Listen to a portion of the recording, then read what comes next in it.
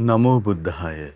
ඒ භාග්‍යවත් අරහත් සම්මා සම්බුදුරජාණන් වහන්සේට අපගේ නමස්කාරය වේවා.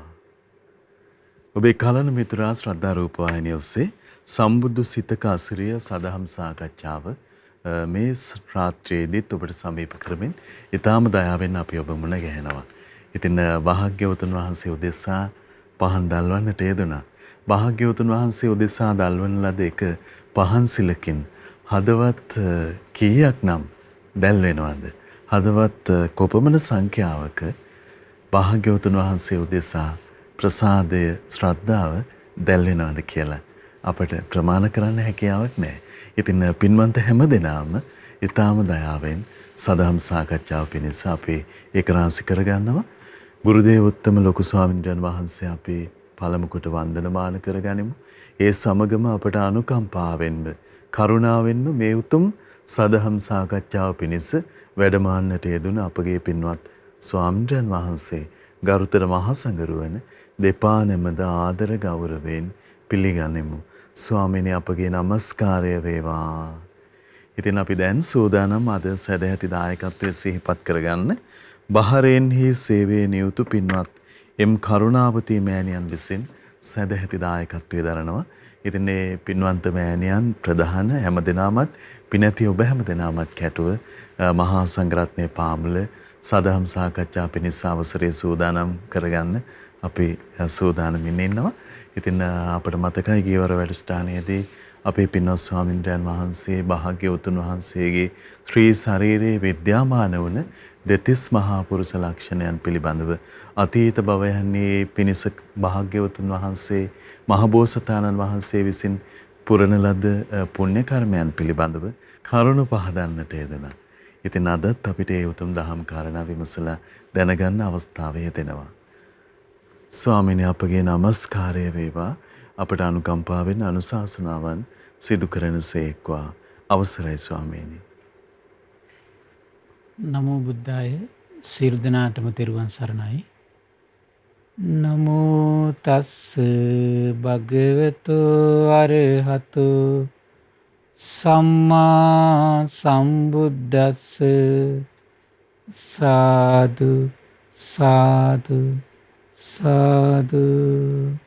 පරම පූජනීය කල්යාණ මිත්‍ර ගුරු දේවෝත්තම පින්වත් ලොකු ස්වාමීන් වහන්සේට අපගේ নমස්කාරය වේවා. සාදු සාදු සාදු. ශ්‍රද්ධාවන්ත පින්වත්නි, පින්වත් මහත්මයන්, අපි කතා කරමින් හිටියේ අපේ මහබෝසතාණන් වහන්සේ සංසාරේ පිරු පාරමී ධර්මයන්ට අනුව එහෙමයි ස්වාමීනි. මේ මනුලොව මව් කුසෙන් උපදිනකොට ඒ ශ්‍රී දේහයේ ඒ සකස් කරගත්තු කර්මයට අදාළව එහෙමයි ස්වාමීනි.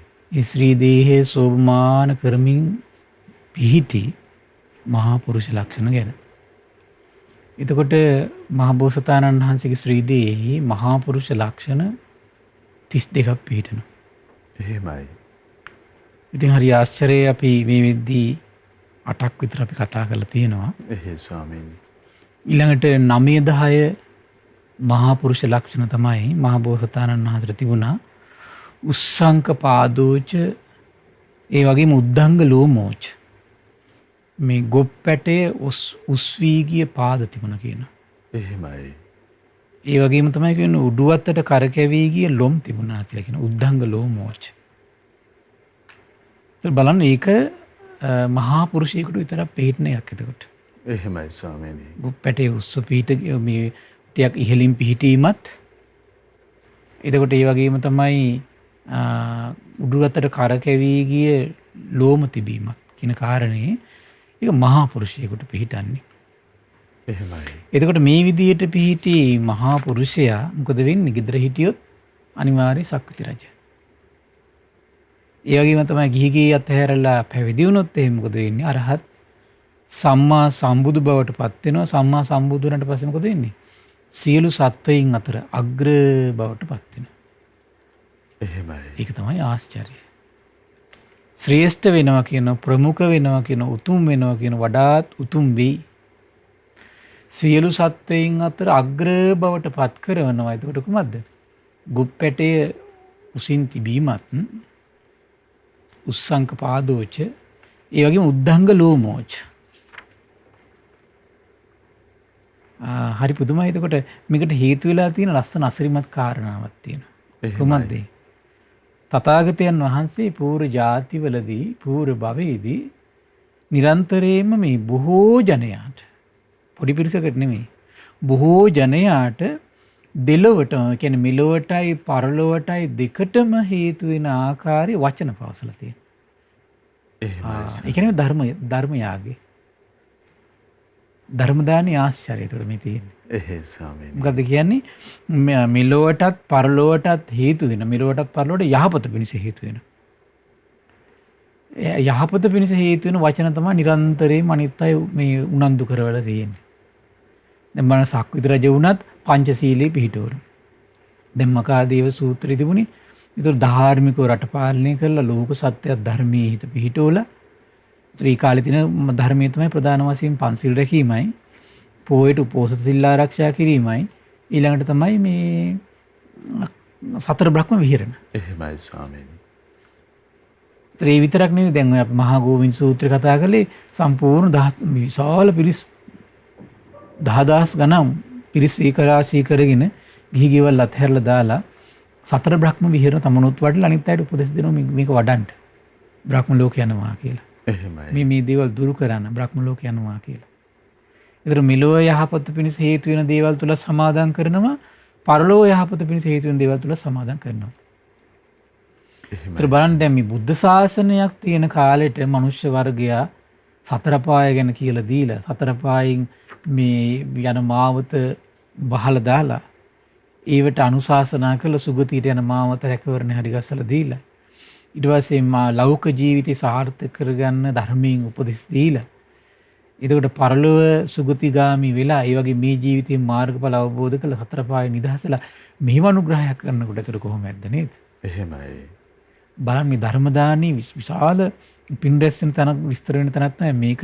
මෙලොවටත් මේ අපි දෙව් මිනිස් ලෝකයාට අනුකම්පා සහගත නම්, දයා සහගත නම්, ආදරේ නම්, ස්නේහවන්ත නම් කරන්න ඕන දෙයක් තමයි මෙලොව යහපත පිණිසයි පරලොව යහපත පිණිසයි පවතින වචන කියන එක. එහෙමයි ස්වාමීනි. අනිත් අයත් මේ වචන කියන උනන්දු කරවන එක. එතන මොකද වෙන්නේ? කුසල් දහම් වැඩිවීමට උපකාරී වෙන වචන කිව්වා කියන බොහෝ ජනයාට දෙලොව යහපත සැලසුවා කියනවා. මෙලොව විතරක් නෙමෙයි, දෙලොවම යහපත.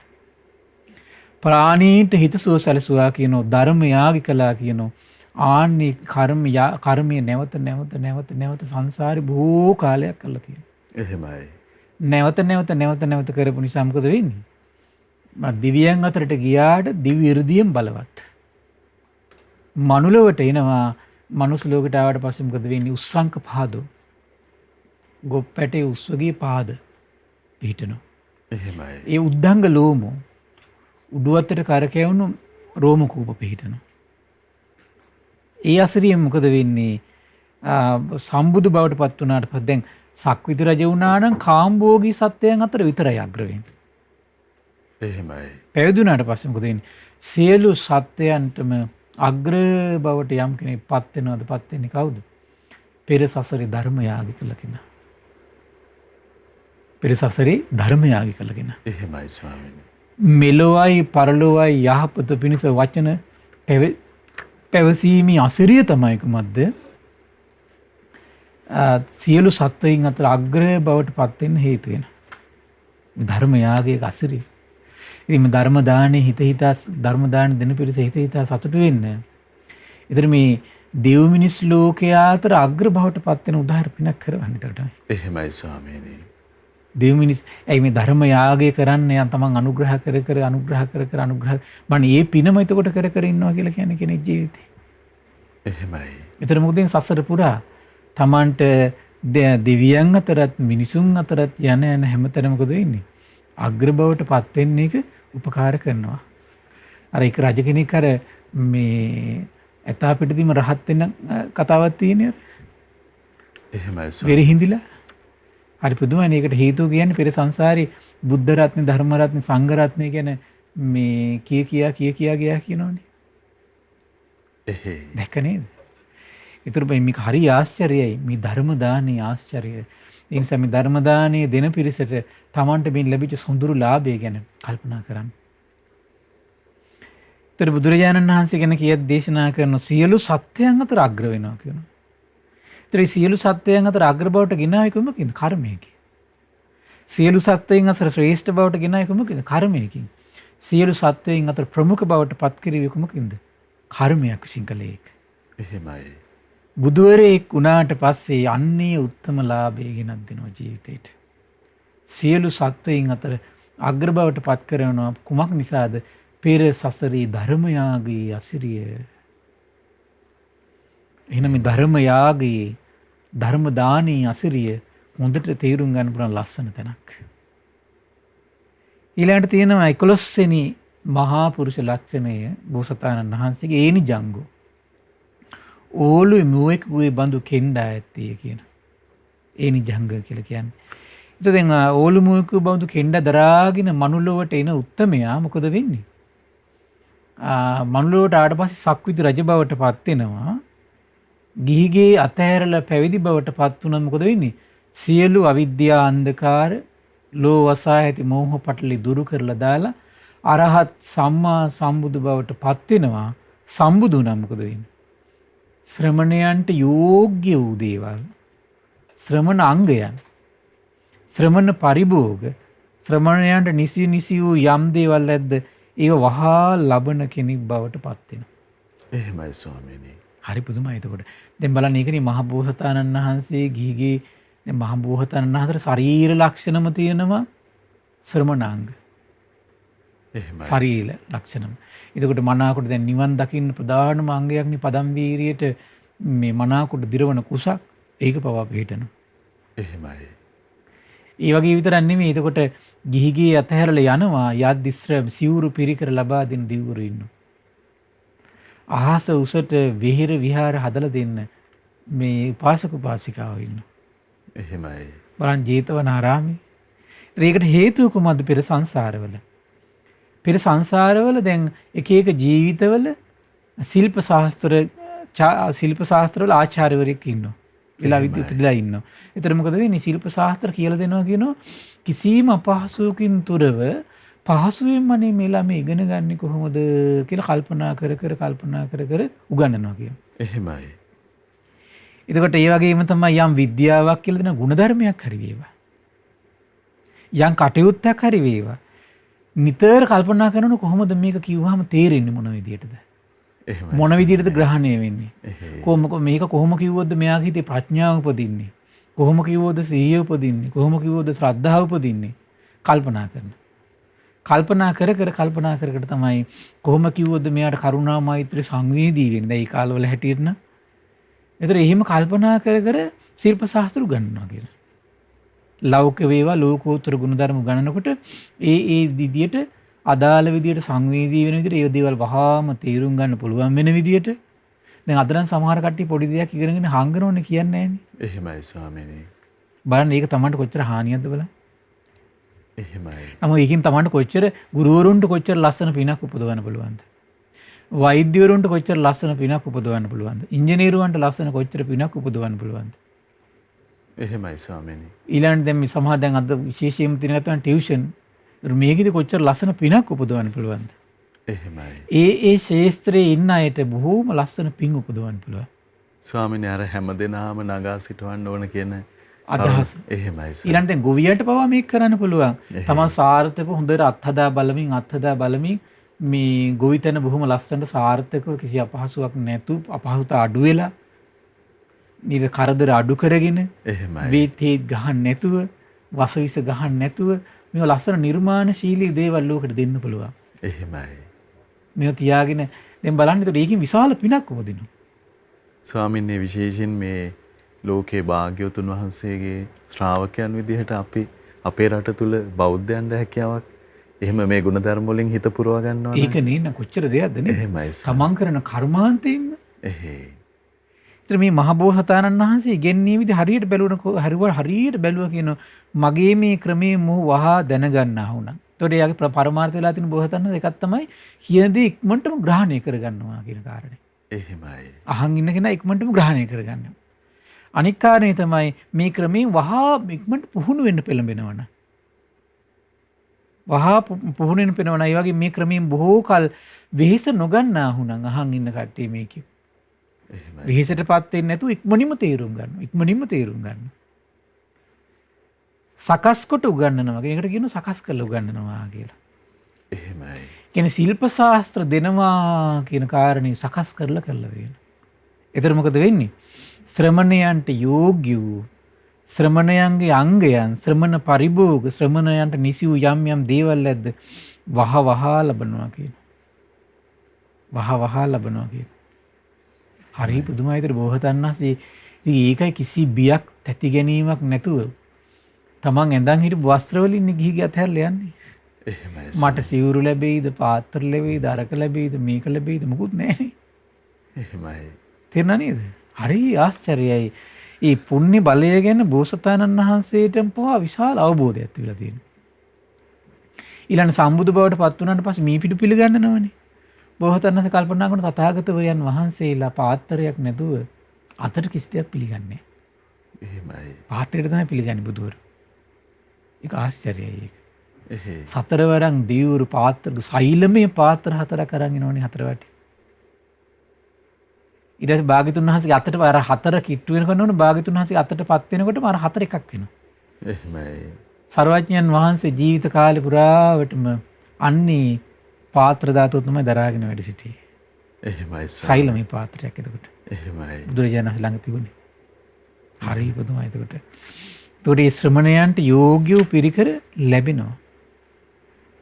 ඊළඟට කියනවා 12 වෙනි මහා පුරුෂ ලක්ෂණ විදිහට විස්තර කරනවා මේ සිනිඳු සිවියක් තියෙනවා කියන බෝසතාණන් වහන්සේට. එහෙමයි ස්වාමීන්.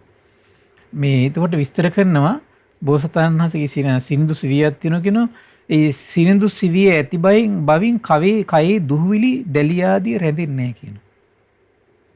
ඒ නිසානේ දැන් අර බෝසතාණන් වහන්සේ උපදිනකොට මේ තෙතමනේ රැඳෙන්නේ නැති අසූචි තැවරුන්නේ නැතුව ලී තැවරෙන්නේ නැතුවනේ බෝසතාණන් වහන්සේ නිරුපද්දිතව පිරිසිදු රණක් වගේ මේ බබලමින් උපදින්. එහෙමයි ස්වාමීන්. කුමක් නිසාද? සුකුමච්චාවි. සිනිඳු සමක් තියනවා කියන. සිනිඳු සමක් තියනවා කියන. ඒ සිනිඳු සමේ දැන් විස්තර කරන සිනිඳු සමක් ලැබුණාට පස්සේ මොකද වෙන්නේ? රජ බවට පත් වුණාට පස්සේ මොකද වෙන්නේ? මහා ප්‍රඥාවකට සලකුණ කියන එක. එහෙමයි. ඔය දේවල් දිහා තමයි බලන්නේ. මෙයා ප්‍රඥාවන්ත කෙනෙක් වෙනවද නැති කෙනෙක් වෙනවද? ධනෙ තියෙන කෙනෙක් වෙනවද නැති කෙනෙක් වෙනවද? මෙයා රජ වෙනවද? සක්විති රජ කෙනෙක් බවට පත් වෙන යෝග දේවල් මෙයාට තියෙනවද? ඒ ඔක්කොම ලක්ෂණ. එතකොට දෙව් මිනිස් ලෝකයේ අතර හැබැයි සසරේ කර්මානුරූප බලපෑම මේගොල්ලන්ට විග්‍රහ කරගන්න බෑ. එහෙමයි. ඒතර මේ වේදවලට එන්නේ බුදුවරුන්ගේ පණිවිඩයමයි. යම් ප්‍රමාණයකට. එහෙයි ස්වාමීනි. ඒතර හරි ආශ්චර්යයි. එතකොට ඒනකොට ඊට විස්තර කරන ගිහි අතහැරියලා මහන්සි වුණොත් මොකද වෙන්නේ? ලෝකයා වසාගෙන සිටින මෝහ පටලේ නැති කරගෙන අරහත් සම්මා සම්බුදු බවට පත් වෙලා සර්වඥතා ඥානෙ උපදවා ගන්නවා. සියල්ල දන්න සියල්ල දකින ඥානෙ උපදවා ගන්නවා. එහෙමයි. ඒතර මොකද වෙන්නේ? බුදුවරයෙක් වුණාට පස්සේ මහා ප්‍රඥා ආලෝක ලැබනවා කියනවා. එහෙමයි. මහා ප්‍රඥාව ලැබනවා කියනවා. පැතිර පවත්නා ප්‍රඥාව ලැබනවා කියනවා. සතුට බහුල ප්‍රඥාව ලැබනවා කියනවා. හරි පුදුමයි. කියන්නේ ඒ තියෙන ප්‍රඥාවටම තමන්ගේ හිතම ප්‍රබෝධයට පත් කරනවා. එහෙමයි ස්වාමීනි. එච්චර පින් පව කුසල් අකුසල් යහපත අයහපත ධාතු ස්වභාවයන්. එහෙමයි. එතකොට මේ ලෝක සිදු වෙන්න පුළුවන් දේවල් සිදු වෙන්න බැරි දේවල් දසබල ඥාන විසරද ඥාන ඒ ඔක්කොම ප්‍රඥාවත් එක්ක සම්බන්ධයි. එහෙමයි. හරි පුදුමයි. පැතිර පවත්නා ප්‍රඥාව තියෙනවා කියන සතුට බහුල ප්‍රඥාවක් තියෙනවා. වේගයෙන් ශරණයෙන් උපදින ප්‍රඥාව තියෙනවා කියන. කෙනෙක් යම් දෙයක් ඇහුවට පස්සේ කල්පනා කරගෙන ඉන්න ඕනේ නැහැ නේ බුදුරජාණන් වහන්සේට. එහෙමයි ස්වාමීනි. කල්පනා කරගෙන ඉන්න ඕනේ නැහැ. යම් දෙයක් ඇහුවාද ඒකට කියන්න අවශ්‍ය පිළිතුර මේ තමන් සිහි කරද්දි මේ ඔක්කොම ටික එළියට ඇවිල්ලා ඉවරයි. ඒ අවබෝධ ඥානෙ පිහිටනටක් ගාලා. එහෙමයි. හරි පුදුමයි ඒක. එහෙයි ස්වාමීනි. කල්පනා කර කර ඉන්න ඕනේ. වේගවත් ප්‍රඥාව, තියුණු ප්‍රඥාව, විනිවිදෙන ප්‍රඥාව. බුදුරජාණන් වහන්සේට සමාන වූ හෝ ශ්‍රේෂ්ඨ වූ කිසිවෙක් සියලු සත්වයන් අතර නැත්තේ කියලා කියනවා. බුදුරජාණන් වහන්සේගේ ප්‍රඥාවට සමාන ප්‍රඥාවක්වත් තියෙන කෙනෙක් නැහැ කියනවා. ඒ කාලේ එනකොට. එහෙමයි ස්වාමීනි. හරි පුදුමයි. ඒක ශ්‍රේෂ්ඨ වූ ප්‍රඥාවට සමාන ප්‍රඥාවක් දෙව් මිනිස් ලෝකයා අතර කිසි කෙනෙකුට පිහිටන්නේ නැහැ කියලා. අසම සම ප්‍රඥාව. ඉතින් අසම සම මහා ප්‍රඥා ලෝකය මනසක් තුල මේ මනුලව ඉපදුණු චිත්තසංතානය තුල මේ උපදින්නේ. එහෙමයි ස්වාමීනි. වෙනස මොකද්ද? අනිත් දෙව් මිනිස් ලෝකයාට නූපදින අපගේ අරහත් සර්වඥයන් වහන්සේට විතර පිහිටන ඒ මානසික මහා විපර්යාසයට හේතුව තමයි කියනවා. ඒකත් කර්මයක් Taman රැස් කරපු. එහෙමයි. සංසාරේ පූර්ව සිටී තැන්වලදී මොකද වෙන්නේ? ශ්‍රමණේකු හෝ බ්‍රාහ්මණේකු හෝ කරා ගිහිල්ලා විමසනවා කියනවා ස්වාමීනි කුසල් මොනවද? අකුසල් මොනවද? එහෙමයි. යහපත මොකද්ද? අයහපත මොකද්ද? පින මොකද්ද? පව මොකද්ද? එහෙමයි ස්වාමීනි. මේ බොහෝ කලක් අයහපත පිණිස පවතින මොන වගේ දෙයක් පුරුදු කළොත්ද? දැන් අද අපේ මිනිස්සුන්ට නැතිම දෙයක් නේ ඔන්න ඕක. විමසනවා කියන කාරණේ. එහෙමයි. ඒ කෙනා තම තමන් දන්න ලෝකේ පඬිතමානී වෙලා හොයේ වාසය කරනවා. පුද්ගලික මතවාද ප්‍රකාශ කරනවා. එහෙමයි. ඕක නෙවෙන්නේ. එහෙයි ස්වාමීනි. තම තමන්ගේ පුද්ගලික අදහස් තමයි බොහෝ අය තියෙන්නේ. එහෙයි. තමන් තුළම මේ විනිශ්චයක් ඇති කරගන්නවා තමන්ගේ කල්පනාව, තමන්ගේ අදහස එහෙමයි ස්වාමීනි. ඒක එළියට දාන්න. එහෙයි. ඒතර කවදාවත් අඩු ගානේ ඔහුට මෙවන් යුගයක මේ සර්වඥයන් වහන්සේගේ උදාාර දහම පවා ලැබිලා තියෙන වෙලාව නෙමෙයි. එහෙමයි. අඩු ගානේ ධර්මානුකූලව ධර්මයට විමසලා ගලපලා යම් දෙයක් බලලා විනිශ්චයකට එන්නවත් අඩු ගානේ නිහතමානීකම නැහැ. එහෙමයි. ඒතර ඒකේ මොකද වෙන්නේ එතකොට? ප්‍රඥාව විනාශ වෙලා යන්නේ. එහෙමයි. ස්වාමීනි හරි විස්මිතයි විමස ගන්න හිතෙනවා අපේ පින්වත් ස්වාමීන් දැන් මහබෝසතාණන් වහන්සේ සියලු ආත්ම භාවයන්නේ කුසලය මොකද්ද යහපත මොකද්ද කියලා විමසන ස්වභාවයක් තිබිලා එහෙසයි. නිරන්තරයෙන් විමසනවා. එහෙමයි. කුසල් අකුසල් පින පව යහපත අයහපත මොන වගේ දෙයක් පුරුදු කළොත් යහපත පිණිස පවතින්නේ. එහෙමයි. මොන වගේ දෙයක් පුරුදු කළොත් යහපත පිණිස පවතින්නේ. එහෙමයි. ඊට අමතරව තව දෙයක් කළා කියනවා මේ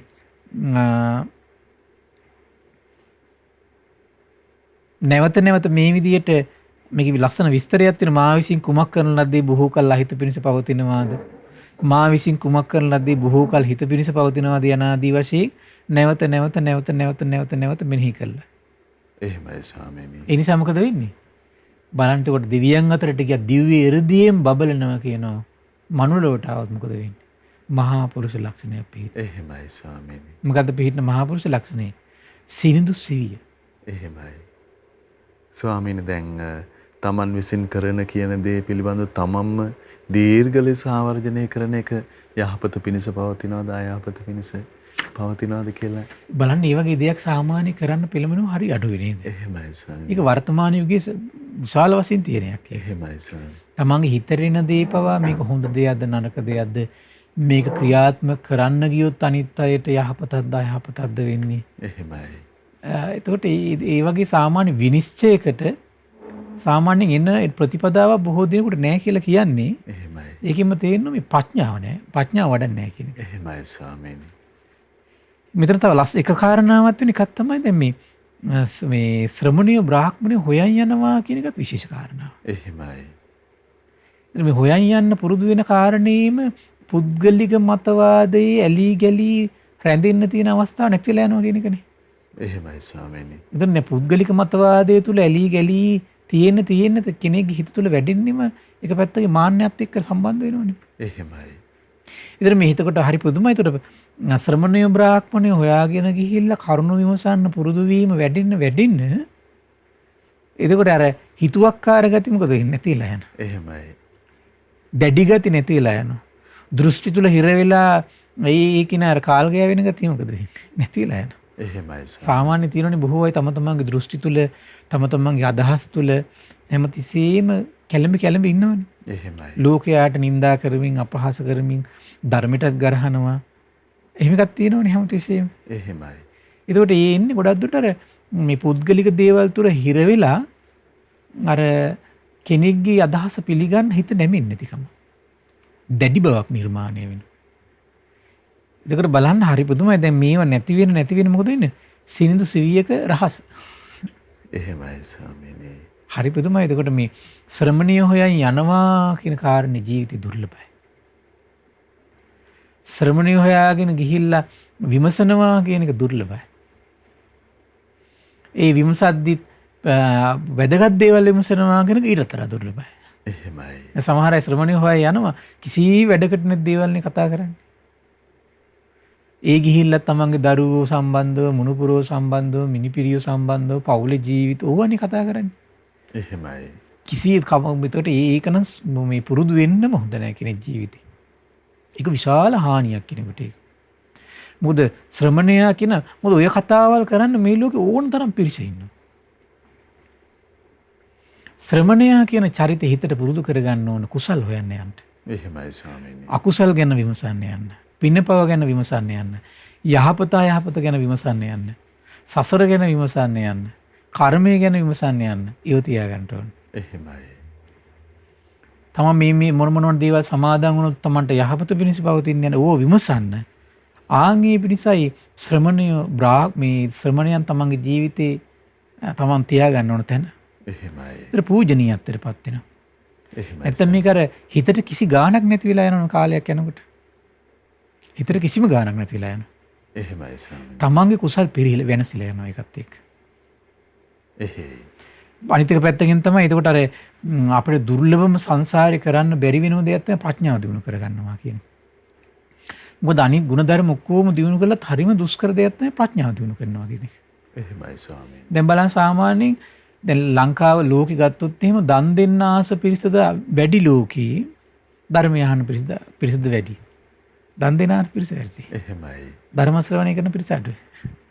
එහෙයි ස්වාමීනි. තේරෙනවද? ඊළඟට කල්පනා කරලා බලන්න ධර්ම ශ්‍රවණයට ආස පිරිසද වැඩි ලෝකේ ධර්මයේ කල්පනා කරන්න කැමති පිරිසද වැඩි ලෝකේ. එහෙමයි. ධර්මයේ කල්පනා කරන පිරිස අඩුයි. එහෙයි. කියන්නේ පෙරිපෙරි යන්නේ කොහාටද?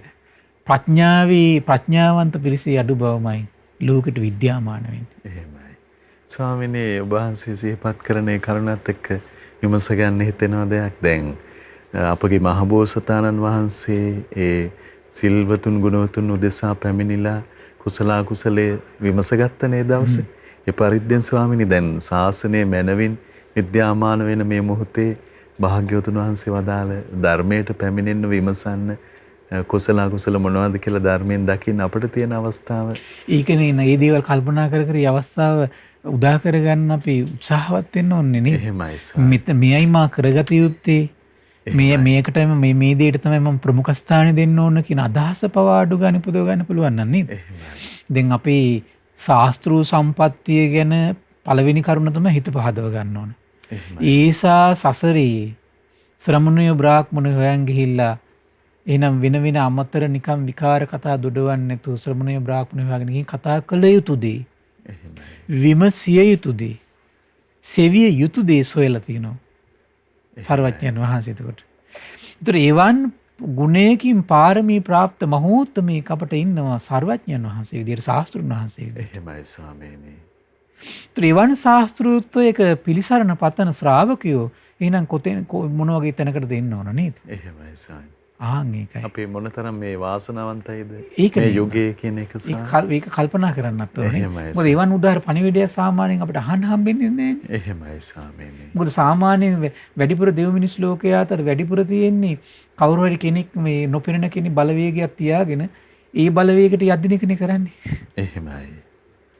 හැබැයි අරහත් සම්බුදු කෙනෙක් දෙව් මිනිස් ලෝකයට විවර කළ දෙනවා. එහෙම මේ නොපෙනෙන බලවේගයකට අපිට කරන්න පුළුවන් දෙයක් නැහැ. සසර සම්බන්ධව යම් බලපෑම් කරන්න පුළුවන් අපිට.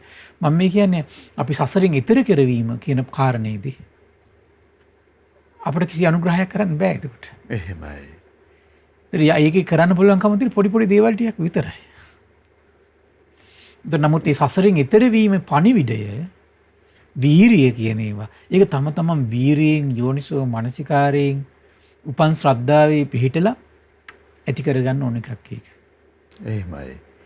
ඊළඟට තියෙනවා ඊළඟ මහා පුරුෂ ලක්ෂණයේ විදිහට තියෙනවා 13 වෙනි මහා පුරුෂ ලක්ෂණය. මොකද්ද? සුවන්න වන්නෝච හෝති කංචන සන්නිබත්තවෝ. හරි පුදුමයි. මහා බෝසතාණන් වහන්සේගේ ශ්‍රී දේහය ස්වර්ණ වර්ණයි. ස්වර්ණ වර්ණයි කියනවා. ඒ වගේම තමයි කියනවා මේ ශරීරයේ නිකම් මේ රන් පැහැයෙන් යුක්තයි කියනවා. හරි මේ කාන්තිමත් බවක් තියෙනවා කියන. එහෙමයි. කාන්තිමත් බවක් තියෙනවා කියන. ආශ්චර්ය විස්තර කරනවා. එතකොට මහබෝසතාණන් වහන්සේ මනුස්ස ලෝකයට ආවට පස්සේ ස්වර්ණ වර්ණ නිකන් කාන්තිමත් බව විහිදෙන ශ්‍රී දේහයක් තියෙනවා. එහෙමයි. ඒතර ඒක දකිනකොට ඒ කාලේ හිටපු වැසියන් පවා විස්මයටපත් වෙනවා කියනවා මේ මිනිස්සෙද්ද දෙවියෙද්ද බඹෙද්ද ඊතරම් තේරුම් ගන්න බැරි අන්දමන්ද වෙන විදිහේ රූප ස්වභාවයක්. එහෙමයි. අන්දමන්ද වෙන විදිහේ ඇස් කඩා හැලෙන ස්වභාවයක්. එහෙමයි. එතකොට බලන්න ඒකට හේතුව තමයි කියනවා පෙර සංසාරවල මේ ගැටෙන්න ඕන කාරණා ඉදිරියේ නොගැටී ඉන්නවා කියන. එහෙමයි ස්වාමීනි. තරහ යන්න හේතු වෙන කාරණා ඉදිරියේ තරහ යන්න සිතින් වාසය කරනවා කියන. මේක විස්තර කරනවා ක්‍රෝධ රහිතව සිත් තැවුල් නැතුව. දැන් ක්‍රෝධය හිතට ආව කියලා කියන්නේ මොකද්ද? හැමතිස්සෙම තියෙන සිත් තැවුල තියෙන. එහෙමයි ස්වාමීනි. සිතේ තැවුල් ගතිය තියෙන හැමතිස්සෙම. කල්පනා කර කර දුම්නසටපත් වෙලා ඊළඟට බොහෝ කොට කියන ලද්දේ නමුත් නොගැටෙයි කියනවා. නොකිපුණේ කියනවා. දේශ නොකලේ කියනවා. සිතෙහි ක්‍රෝධය නොපිහිටෙව්වේ කියනවා. කෝපයත් ද්වේෂයත් නොසතුටත් පහළ නොකළ නිසාත් ඒ විතරක් නෙමෙයි. තව ලස්සන කාරණාවක්. සිනිඳු මෘදු ඇතිරිලි පොරෝනා පටසලු කසීසලු පට වස්ත්‍ර සිනිඳු වස්ත්‍ර ආභරණ පූජා කළා කියන. එහෙමයි ස්වාමීනි. ඇඟට ගොරෝසු නැති සිනිඳු වස්ත්‍රාභරණ පූජා කළා තියෙනවා. එහෙමයි. ඒතර මේ සිනිඳු වස්ත්‍රාභරණ පූජා කිරීම නිසා සසර බොහෝ කල් සසර පුරා නොගැටුණු සිතින් නොකිපුණු සිතින් විස්සෝපයටපත් නොවුණු සිතින් එහෙමයි. සිත්ඇවුල් බහුල නැති සිතින් වාසය කරපු නිසා මොකද වෙන්නේ? දෙවියන් අතර යනවා කියන දිව්‍ය හෘදයෙන් බලවත් මනුලොවට පැමිණෙයිද ස්වර්ණ වර්ණ කාන්තිමත් සමකින් යුක්තයි. එහෙමයි. ඒ ඉස්සෙල්ලකුව සිනිඳු සම. ඒ ප්‍රඥාවත් එක්ක. එහෙමයි. පෙර ජීවිතේ කුසල් අකුසල් විමසීමත් එක්ක. සෙවීමත් එක්ක තියෙන එක. මේක මොකද්ද කොට ස්වර්ණ වර්ණ දේහය. ඒකට මොකද්ද හේතුව? ක්‍රෝධ නැති සිත. ඒ විතරක් නෙමෙයි සිනිඳු වස්ත්‍ර පෙරවීම පූජා කිරීම අනිත් අයට. එහෙමයි. හරි පුදුමයි. ඒකට මොකද වෙන්නේ? මනුලොවට ආවට පස්සේ දේහය ස්වර්ණ වර්ණයි කාන්තිමත් බවින් යුක්තයි. කාන්තිමත් බවයි ස්වර්ණ වර්ණයි කියන්නේ දෙකක්. එතකොට මේ ස්වර්ණ දැන් සමහර ඒවා තියෙන රත්තරන් පාට නිකන් මේ දිලිසෙන්නේ. එහෙමයි ස්වාමීනි. කංචන බව කියලා කියන්නේ මෙතන මේ දිලිසෙන බවක් තියෙනවා. එහෙයි. බොහෝතන ශරීරය. එහෙමයි ස්වාමීනි. එතකොට සම්බුදු බවට පත් වුණාට පස්සේ මොකද වෙන්නේ?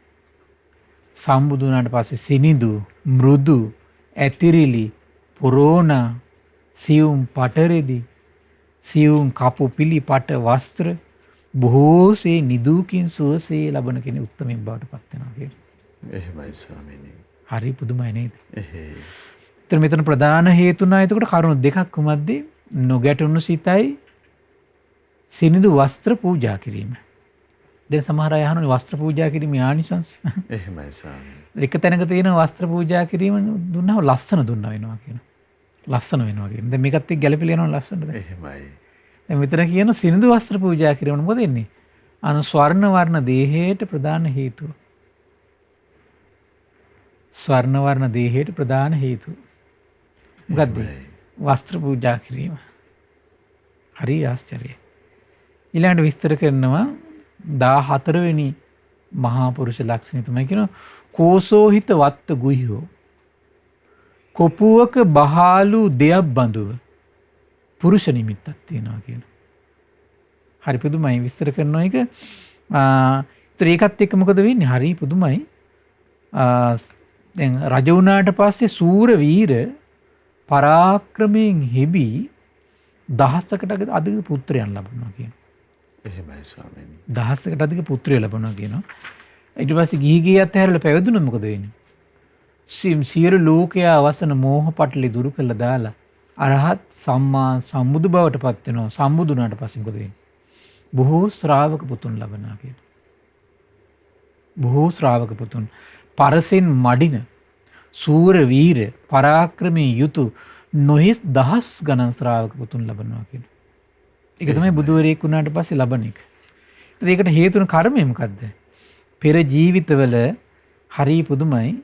දැන් එකිනෙක කෙනා ඈත් වෙලා ඉන්න අම්මලා පුතාලා විවිධ ප්‍රශ්න නිසා සමහර සැමියා බිරිඳ දුවදරු සහෝදර සහෝදරියෝ ඥාති ව්‍යසන නිසා ඈත් වෙලා ඉන්නවා. එහෙම ඈත් වෙලා ඉන්නකොට අර සියලු දෙනා සමගි සම්පන්න කරනවා කියන. එහෙමයි ස්වාමීනි. එකට ආයෙ පියා පුතු මුණ ගස්සනවා කියනවා, මව පුතු මුණ ගස්සනවා කියනවා, පිය දියණිය මුණ ගස්සනවා කියනවා, සොහොයුරා සොහොයුරිය මුණ ගස්සනවා කියනවා. සොහොයුරා සොහොයුරියත් මුණ ගස්සනවා කියනවා.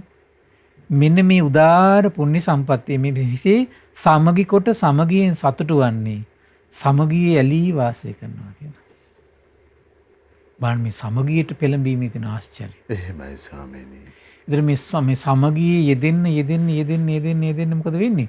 ඒකෙන් Tamanටම තමයි යහපත වෙන්නේ.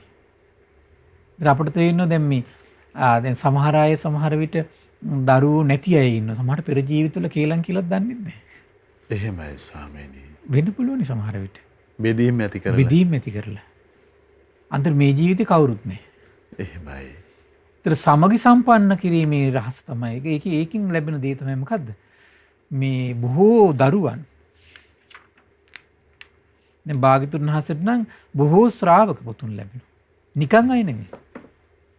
නිකන් අය නෙමෙයි. මොකද පරසින් මඩින සූර වීර පරාක්‍රමී යුතු නොයෙක් දහස් ගණන් ශ්‍රාවක පුතුන් ලබනවා කියලා. එක්කෙනෙක් දෙන්නේ නෙමෙයි. දහස් ගණන්. කර්මයකින් මේ ඔක්කොම සිද්ධ වෙන්නේ. පුදුම දෙයක් මේක නේද? එහෙමයි ස්වාමීනි. කර්මයකින් සිදුවෙන දෙයක් මේක. එහෙමයි. ඊළඟට දැන් බලන්න මහ බෝසතාණන් වහන්සේ පාරමී ධර්මයන් පුරාගෙන මේ සසර එනකොට ඉතින් මේ කරපු කීප දේවල් නෙමෙයි එතකොට. එහෙමයි. ධර්මයෙන් නිර්මිත ජීවිතයක් නෙමෙයි මේ තියෙන්නේ නේද? ගුණයන්ගෙන් පරිපූර්ණ වෙච්ච ජීවිතයක් නේ. පාරමී බලයකට පත් වෙලානේ තියෙන්නේ එතකොට. ඊළඟට විස්තර කරනවා 15-16 කියන මහා පුරුෂ ලක්ෂණ නිග්‍රෝධ පරිමණ්ඩලෝච හෝති තිතකෝච අනෝනමත්තෝ උබෝහි පානිතලේහි ජන්නුකානි පරිමසති පරිමජ්ජති. හරි පුදුමයි. නුගරුක බඳු සම ප්‍රමාණ සිරුරක් තියෙනවා කියනවා. ඒ ශරීරේ මොන වගේද? නිකන් බැලූ බැලමට නුග ගහක් වගේ. එහෙමයි. ඒ නුග ගහේ ඉහළ මොකද වෙන්නේ? පැතිරිලා තියෙනවා. ඊට පස්සේ මැද හරියට මොකද වෙන්නේ? ආපහු හීන් ආය මුල හරියට යනකොට පැතිරිලා තියෙනවා. නුගහේ ස්වභාවය බෝසතාණන් වහන්සේත් ඒ වගේ තමයි. එහෙමයි ස්වාමීනි. බෝසතාණන් වහන්සේත් ඒ වගේ තමයි. නුගඩුකක් බඳු සම ප්‍රමාණ සිරුරක් ඇත්තේ වේ කියන. සිටගෙන සිටියදීම නොනැමී දෙයත්ලෙන් අනිත් කාර්යතම ලස්සන කාරණේ දනමඩුළු ස්පර්ශ කරනවා හිටගෙන ඉදිද්දිම. එහෙමයි ස්වාමීනි. වාඩි වෙන්න ඕනේ නැහැ කියනවා. හිටගෙන ඉනකොට මොකද වෙන්නේ? දනමඩුළු ස්පර්ශ කරන්න පුළුවන්. තමන්ගේ ඇඟිලි කෙලවර මේ දන හිසේ වදිනවා. එහෙමයි. උතර මේ බලෙන් උපදින්න බෑ කෙනෙකුට. එහෙයි ස්වාමීනි. පෙර සසරේ මොකක්ද ඒකට හේතුව? මනුෂ්‍ය වර්ගයාට පෙර සංසාරල එනකොට හොඳට කල්පනා කළේ ඒ සුදුසු කෙනාට සුදුසු විදිහට සංග්‍රහ කරන්න දක්ෂයි කියන. මේ කෙනා මේ කෙනාට මේ කෙනා මේකට දක්ෂයි කියලා ඒකට යොමු කරනවා කියන. ඒ කෙනා හොඳට හඳුනගෙන ඒ දෙයට යොමු කරන්න පුදුම දක්ෂයි කියන. ඒ දේ කෙනාට ඒ විදිහට සලකන්න සංග්‍රහ කරන්න දක්ෂයි කියන. එහෙමයි. මොකද ඒක විශේෂ කුසලතාවයක් නේ සාමාන්‍ය මනුස්සයන්ට පිළිටන්නම නැති එකක් නේ. ඒතර ඒ කෙනාගේ යම් දෙයක් කරගන්න ඕන නම් ඒ කෙනාව හොඳට හඳුර ගන්නවා කියන. හා මේ කෙනා මේකට දක්ෂයි, මේ කෙනා මේකට දක්ෂයි. ඒතර සුදුසු කෙනා සුදුසු තැන තියන දක්ෂයි. එහෙමයි. සුදුසු කෙනාට සුදුසු ශිල්පය දෙන්න දක්ෂයි. සුදුසු කෙනාට සුදුසු තනතුර දෙන්න දක්ෂයි. ඒ වගේ හොඳ ඥානයක් තිබිලා තියෙන බෝසතාණන් වහන්සේට. එහෙමයි. ඉතින් ඥානයත් එක මොකද වෙන්නේ? නුගරුකකට බඳු සම ප්‍රමාණ සිරුරක් ඇත්තේ වේ කියන. ඉතින් ශරීරي දැන් අත් දෙකත් එක පහළ වැටලා තියෙනකොට උරේ හිසින් ඉඳන් පහළටම ගන්නකොට නිකන් සම ප්‍රමාණ තියෙනවා කියන. එහෙමයි. හරි පුදුමයි එතකොට. ඊතර මොකද වෙන්නේ? සම්බුදු බවට පත් වුණාට පස්සේ මොකද වෙන්නේ? හරි ආශ්චර්යයි. බුදුවරයෙක් වුණාට පස්සේ ධනෙන් ආඩ්‍ය වෙනවා කියන. මහා භෝග සම්පත් තියෙනවා කියන බුදුරජාණන් වහන්සේ ධනෙ මොකද්ද? ශ්‍රද්ධා ධනෙ, සීල ධනෙ, හිරි ධනෙ, උතප් ධනෙ, සුත ධනෙ, ත්‍යාග ධනෙ, ප්‍රඥා ධනෙ කියන මේ මහා ධනයන්ට ආකර වෙනවා කියන. එහෙමයි. ඒතර පෙර සංසාරේ කුමක පුරුද්දන් නිසාද? ඒ දේට ඒ දක්ෂ කෙනා හඳුන ගන්න දක්ෂ වීමෙන්. එහෙමයි. මොකද අපි අපේ ජීවිතේ සාමාන්‍ය කල්පනා කරලා බලන්න විවිධ ප්‍රශ්න වලට මැදිහත් වෙන්නේම මේ ලෝකේ කෙනා අපි තේරුම් ගන්න දක්ෂ නැතිකමත් එක්කමනේ. අපේ ජීවිත සමහරලාට අපේ පවුල්වල කාර්යාලවල ආයතනවල රටේ ඒ කෙනාට සුදුසු තනතුර දෙන්න දක්ෂ නැතුනහම රටේ ධනයට මොකද වෙන්නේ? එහෙම. ධනෙනේ විනාශ වෙන්නේ. ආයතනයක් බලන්න. ඒ සුදුසු කෙනා සුදුසු නැති වෙන තර මොකද වෙන්නේ? ධනෙනේ විනාශ වෙලා යන්නේ. අභිවෘද්ධිය විනාශ විනාශ වෙලා යනවනේ. එහෙමයි සර්. ගෙදරක වුණත් බලන්න මේ දෙමව්පිය හරියට ඒ දරුවගේ ස්වභාවය හඳුනගත්තේ නැත්නම් මොකද වෙන්නේ? සමහරලාට තමන්ගේ ධනය තමන් විනාශ කරගන්න ඕනේ. එහෙමයි. දැන් සමහර දෙමව්පියෝ කැමති සමහරලා ළමයි රැවටිලි වචන වලට හරි සමහර දෙමව්පියෝ කැමති. වචන රැවටෙන වචන වලට, තොඳුල් වචන වලට. ඒතර ඔක්කොම දේවල් අරයට ලියලා දෙනවා. එහෙමයි සර්. සමහර කෙනෙක් ඉන්නවා කියලා අපි හිතමුකෝ දැන් එච්චර කතා බතා නැහැ වැදගත් විදිහට කල්පනා කරලා කටයුතු කරන්නේ ගණන් ගන්නෑ. ඒතර මොකද වෙන්නේ? නොදිය යුතු කෙනාට දෙන්න ඕන කෙනාට දෙන්නේ නැහැ. විනාශ වෙලා යනවා. එහෙමයි. ඊට සමහර ළමයින කපටි ලාභ සත්කාර දෙනවා. ලාභ සත්කාර දෙමව්පි වසඟ වෙන කෙනෙක් නම් මොකද වෙන්නේ? ධනෙ විනාශ කරගන්න. වෙන්නේ නැද්ද? එහෙමයි. කිනා හඳුන ගන්න දක්ෂනේ. එහේ ස්වාමීනි. ඒකත් ඒක මොකද ධනෙ විනාශ කරගන්න. නැස් පවුල් අතර වුණත් විශාල හානි වෙන්නේ ඒකත් එක්කනේ. මේ කඩාකප්පල්ලේ නේවත් එක්කනේ. දැන් ඇසුරු කළ යුතු කෙනා නොකළ යුතු කෙනා හඳුන ගන්න දක්ෂ නෑනේ. බේබද්ද වශයෙන් සල්ලාලය වශයෙන් ඒක හඳුන ගන්න දක්ෂ නෑ. එහෙමයි. ධනෙ විනාශ කරගන්න. එහේ හරි පුදුමයි. ඊළඟට තියෙනවා 17 18 19 සීහ පුබ්බද්ද කායෝච හෝති චිත්තංස රංසෝච සමවත්තක් ඛන්දෝච සිංහයුගේ ඉදිරිපස සිරුරසේ ආනුභාව සම්පන්න කයක් තියෙනවා. කියන්නේ සිංහයාගේ අර කයි පපුව ප්‍රදේශ ඉදිරියට නිර්ලණේ තියෙන්නේ. එහෙමයි සර්. බෝසතාණන් වහන්සේගෙත් ඒ වගේ තමයි. ඉදිරියට නිර්ලා තියෙන්නේ. ඒ වගේම තමයි කියනවා මේ තමන්ගේ මසින් පිරුණු පිටි කරක් තියෙනවා කියනවා. ශරීරයේ දැන් ඇටකටු පේන්නේ නැහැ. එහෙමයි. මහා ස්තූලත් නැහැ. ගොඩාක් කෙට්ටුත් නැහැ. හැබැයි හැමතැනම ලස්සනට ගාන්ට පැතිරිලා හොඳට මේ මස් පිරලා තියෙනවා. එහෙමයි. සමව වට වූ කඳක් තියෙනවා කියන. සම්පූර්ණ ශරීරය ගත්තොත් එහෙම ගාන්ට සමව වට වෙලා තියෙනවා කියන. හරි ආශ්චර්යයි. එහෙමයි ස්වාමීනි. ඒක හරියෙන් මෙහින් නෙරළ පෙරලා නැහැ. එහෙමයි. තේරුණා නේද? දැන් සමහර අද වර්තමානයේ ගත්තොත් සමහර කෙනෙක්ගේ බඩ වැඩි සමහර අයගේ එහෙමනේ තියෙන්නේ. හරි විකෘති විකෘතිලානේ අපේ තියෙන්නේ. ශරීරය එහෙමයි. ඒක නමුත් බෝසතාණන් ශරීරය එහෙම පිටින්නේ නැහැ. එහේ. ඒක ඉතින් මහා පුරුෂයෙක් විතරයි. ආචාර්ය. ඒක ලබන්න බෑ ඒක. එහෙමයි. ලේසියෙන් ඒක. කර්මයකින් ලබන්නේ ඒක. එහෙමයි. කොහොමද ඒකට හේතුව? මේ බොහෝ ජනයාගේ යහපත කැමති වෙලා තියෙන සංසාරේ. බොහෝ ජනයාගේ හිත කැමති වෙලා පහසුව කැමති වෙලා හැමතිස්සෙම ජනයාට පහසුකම් සලසන්න කල්පනා කර කළා කියලා. ඒ විතරක් නෙවෙයි. උවදුරු රහිත බව කැමති වුණා කියන. කියන්නේ යම් ඒ අයට යම් උවදුරක් කිනවනම් ඒකෙන් වළක්වන්න හැමතිස්සෙම කටයුතු කළා කියන. එහෙමයි. ඊට පස්සේ ඒ වගේම තමයි කියනවා අනේ මේ අය ශ්‍රද්ධාවෙන් වැඩෙනවා නම් සීලයෙන් වැඩෙනවා නම් සුතේන් ත්‍යාගයෙන් ප්‍රඥාවෙන් ධර්මයෙන් වැඩෙනවා නම් ප්‍රඥාවෙන් වැඩෙනවා නම් කියලා නිරන්තරයෙන් ඒ පැති ගැන කල්පනා කර කර ඒකේ පැත්ත හැදුවා කියනවා. ඒ විතරක් නෙවෙයි කේත්වතු වලින් දෙපාසි උපාවන්ගෙන් අමුදරුවන්ගෙන් දාසකම් කරුවන්ගෙන් ඥාතීන්ගෙන් හිතමිතුරන්ගෙන් යහළු එහෙලියන්ගෙන් පවා අනිත් අය පෝෂණය කරන්න කල්පනා කළා කියනවා. එහෙමයි. හරි පුදුම දේ අපි නම් හිතන්නේ නැතිම දේවල් නේ ලෝකේ නේද? එහෙමයි ස්වාමීනි. අප ගොඩාක් ඉතින් ආයෙ හිතන්නේ කැම ඩිංගක් දෙන එක විතරයි අද. මෙච්චර විනිවිද යන දේවල් ගැන නම් දෙව් මිනිස් ලෝකයා ගැන හිතා දෙනු හරි අඩුයි.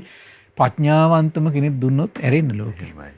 ස්වාමීනි ඒ උත්තම පුරුෂයාණන් නිසා මොනතරම් නැවත වරක් මේ ඉන්න ස්ථානවල ජනයා සුවපත් වෙලා ඒක නේ යනවාද කියන කරුණ. ආශ්චර්යයි. එහෙමයි ස්වාමී.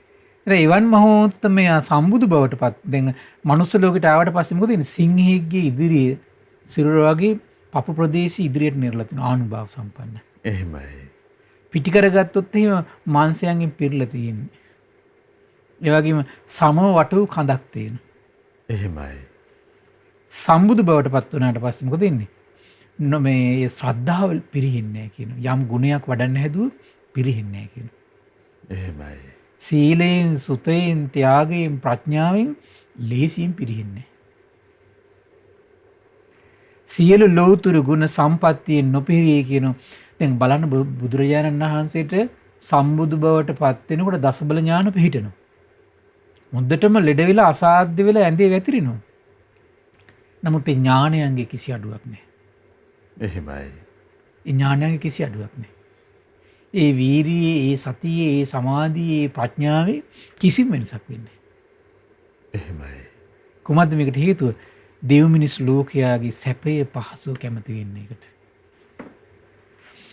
තමන්ගේ ඥානයන් ගුණධර්ම නොපිහිරී ඉන්න කෙනෙක් ආස නම් හැමතිස්සෙම මොකද කරන්න ඕන? දෙව් මිනිස් ලෝකයාගේ සැපය කැමති වෙන්න ඕන.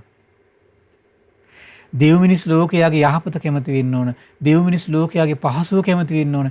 හැමතිස්සෙම මේ නිසා මේ දන් දෙමින් මේ ඒ වගේ මේ ධර්ම දානයේ විශේෂයෙන් දෙමින් දෙව් මිනිස් ලෝකයාගේ ශ්‍රද්ධා, ධිරිය, සති, සමාධි, ප්‍රඥා මෙලෝ යහපතත් පතනවා. එතකොට පරලෝ යහපතත් පැතුවා වෙනවා. එහෙමයි. ඉතින් මේ ධර්ම දානයකින් මේ විශාල දේවල් හිතලා කල්පනා කරලා කරන්න පුළුවන්කම තියෙනවා. ඒකේ අසරිය මොකද වෙන්නේ? සසර පුරා තමන්ගේ ගුණ සම්පatti පිරිහෙන්නේ. එහෙමයි. එතකොට මේ ඒක තමයි කියන්නේ දැන් අර මුදිතාව කියලා කියන්නේ අංගේ ගුණේ. මුදිතාව නම් ගුණේ තියෙන ආශ්චර්යය මොකද්ද? තමන්ගේ ගුණ තුල මේ පිහිටලා ඉන්න පුළුවන් අර්ථය උපදින්නේ නැහැ කියන. එහෙමයි ස්වාමී. අර්ථය උපදින්නේ නැහැ කියන. අර්ථය මගහරවා ගන්න මුදිතාව. අර්ථය මගහරවා ගන්න මුදිතාව තියෙන්නේ. එහෙමයි ස්වාමී. ඒ අනිත් සත්‍යයන්ගේ සැපේ කල්පනා කරන්න ඕන. එහෙමයි. අනිත් සත්‍යයන්ගේ ශ්‍රද්ධාව වඩන්න, වීරිය වඩන්න, සතිය වඩන්න, සමාධිය වඩන්න, ප්‍රඥාව වඩන්න. අනිත් සත්‍යයන්ගේ ගෙවල් දොරවල් යාන වාහන හදලා දෙන්න. එහෙමයි. අනිත් අයට ඉගෙන ගන්න, උදව් උපකාර කරන්න. මේ ජීවිතේ සුවසේ කාල බිල පහසුවෙන් ඉන්න උපකාර කරන්න. එහෙමයි. එහෙම හිත හිතා කරනවා නම් මොකද වෙන්නේ? ඒක හේතු වෙනවා තමන්ගේ ගුණධර්ම නොපිරී තියාගන්න. ඉතින් මහබෝසතාණන් වහන්සේට ආන්ගේ ආශ්චර්ය මහා පුරුෂයෙකුට ලක්ෂණයෙන් ලැබුණේ මොකද්ද? සීය පුබ්බද්ද කායෝච චිත්තන්ත රංසෝච සමවත්තක් කන්දෝච. සිංහෙක්ගේ බගදු ඉදිරිපස මේ සිරුරේ සුබ ආනුභාව සම්පන්න බව, ඒ වගේ මස් පිරුණු පිටිකර සමව වට වෙච්ච කඳ. එහෙමයි. පිහිටනවා. ඒක පිහිටන්නේ කොහොමකින්ද? කර්මයකින් වෙන්නේ එතකොට.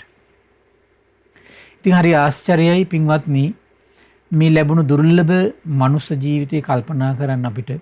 ඒ වගේ ආශ්චර්ය මනුෂ්‍ය රත්නයක් මේ මිහිපිට සිටියාද කියන එකත් අපිට ආශ්චර්යයක්. එහෙමයි. එහෙනම් මේ මිහිකත පවා ඒකයි අර මිලිඳු රාජ ප්‍රශ්නෙත් කියන්නේ අහනෝනේ ඇයි මේ බුදුවරු දෙන්නේ පහළ වෙන්නේ නැති?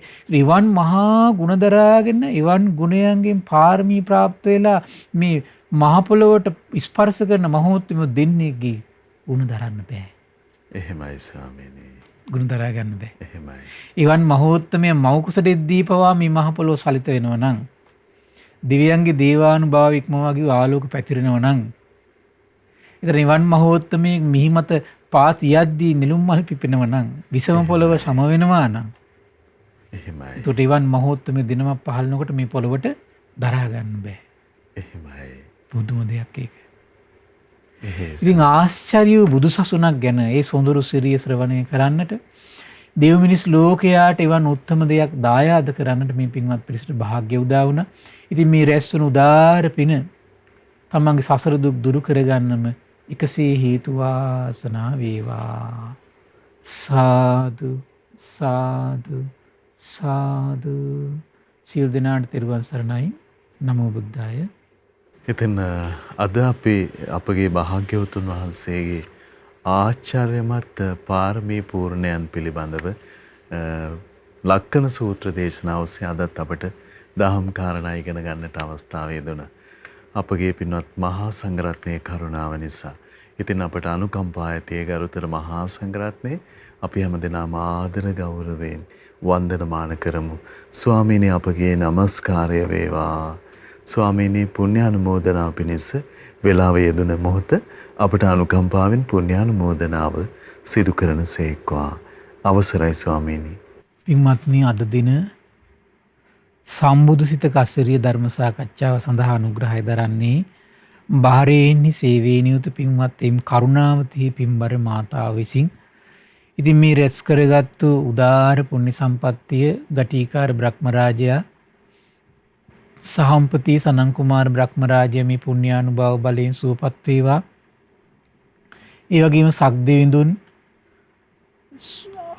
සක්දෙවිඳුන් ඒ වගේම විරෝධ විරූපාක්ෂ වෛස්තරණ දත්තරාෂ්ට කියන සතරවරන් රජදරුවන් සෙම්පත් දෙවිවරු ඉෂ්ඨකාමී දෙවිවරු ප්‍රදේශභාර පළාත් භාර දෙවිවරු මේ පුණ්‍යානුභාව බලයෙන් සුවපත් වේවා. සුමන සමන් දිව්‍ය රාජයා ආලවක දෙවියන් ජනවසම දෙවියන් මේ පුණ්‍යානුභාව බලයෙන් සුවපත් වේවා. ඒ වගේම සම්බුදු සසුන සුරකින සියලු දෙවිවරු ශ්‍රී මහා බෝරජාණන් වහන්සේලා ධාතුන් වහන්සේලා සුරකින සියලු දෙවිවරු විස්කන්ධ දෙවිපුතු මේ පුණ්‍යානුභාව බලයෙන් සුවපත් වේවා. මේ පිම්බිම ආරක්ෂා කරන සියලු දෙවිවරු මේ පුණ්‍යානුභාව බලයෙන් සුවපත් වේවා. ආයුෂයෙන් වර්ණයෙන් සැපයෙන් බලයෙන් වැඩේවා.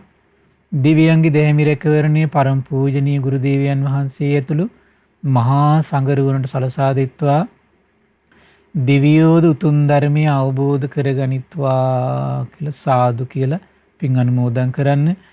ඒ වගේම රැස් කරගත් උදාාර පුණ්‍ය සම්පත්තිය පරම පූජනීය ගුරු දේවයන් වහන්සේට මහා සංඝරත්නයට අනගාരികා මෑණිවරුන්ට උපාසක දරුවන්ට මේ පින් අනුමෝදන් වේවා.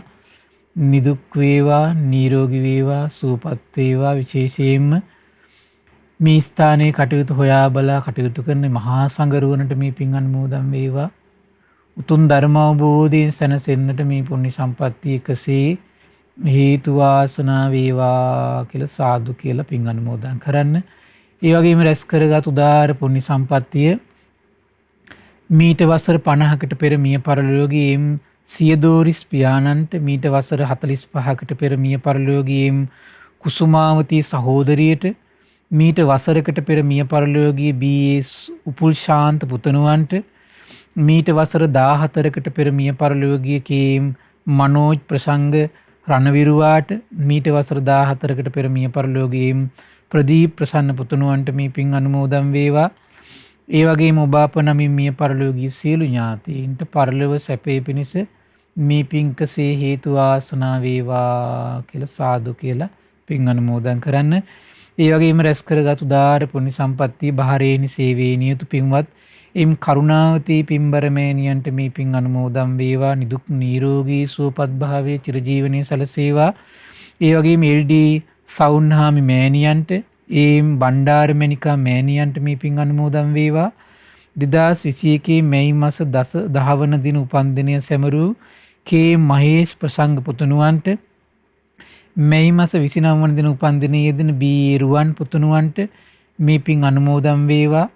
ඒ වගේම ශ්‍රද්ධා මාසික ධර්ම දාන සියලු සමාජිකාවන්ට ශ්‍රද්ධා කාර්ය මණ්ඩලයේ සියලු දෙනාට අපගේ පින්බර දෙමව්පියන්ටත් ධර්ම ශ්‍රවණය කළ ඔබ සියලු දෙනාට මේ පින් අනුමෝදන් වේවා. නිදුක් වේවා නිරෝගී වේවා සුවපත් වේවා.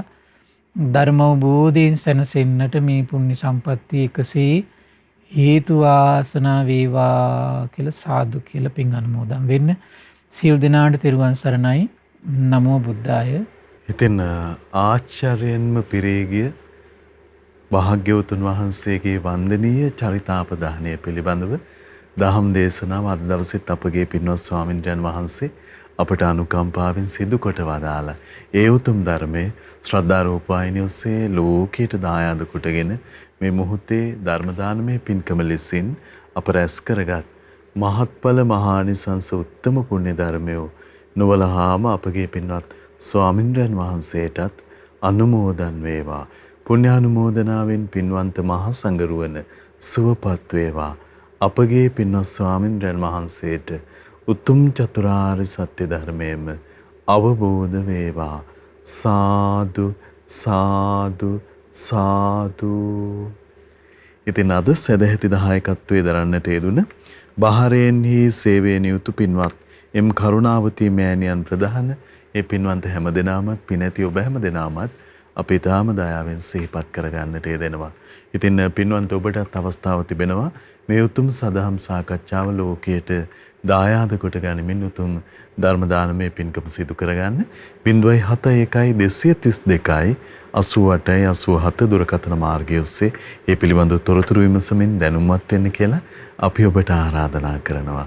ඉතින් භාග්‍යවතුන් වහන්සේ හදවතේ වඩා හිඳවාගෙන ජීවිතයේ ධර්මයෙන් අර්ථවත් කරගන්න දුර්ලභ වාසනාව අප හැම දිනාටම උදා වී තිබෙන දුර්ලභ අවකාශය. ඉතින් හැම දිනාගේ හිත පිනෙන් කුසලෙන් පිරේවා කියලා අපි ප්‍රාර්ථනා කරනවා. මහා සංඝරත්නයේ ආශිර්වාදයෙන් නැවත ඔබ මුණ ගැහෙන්නම්. හැම දිනාටම සම්මා සම්බුදු සරණයි. නමෝ බුද්ධාය.